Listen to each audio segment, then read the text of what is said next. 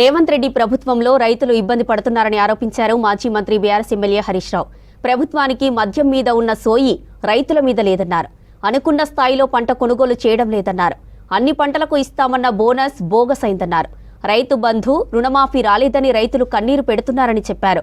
మాజీ మంత్రులు పువ్వాడ గంగులతో కలిసి ఖమ్మం వ్యవసాయ మార్కెట్ సందర్శించారు హరీష్ రావు. ఇక పత్తి కొనుగోలులో పడుతున్న ఇబ్బందులను రైతులను అడిగి తెలుసుకున్నారు గులాబీ లీడర్లు.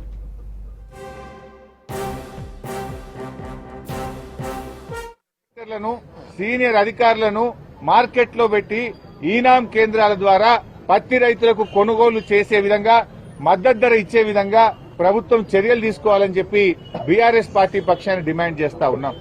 ఇలా రైతులను అడిగితే ఏమంటున్నారు, 10 రోజులైనా సీసీఐ కొనుగోలు కేంద్రానికి పోతే ఏదో ఒక కొరీలు పెడతా ఉన్నారు, తిప్పి పంపుతా ఉన్నారు. ఇంకా దిక్కులేకమే మార్కెట్ లో వచ్చి చెప్పిన ధరకు అమ్ముకుంటున్నామని చెప్తున్నారు. తూకంలో కూడా చాలా మోసం జరుగుతా ఉంది.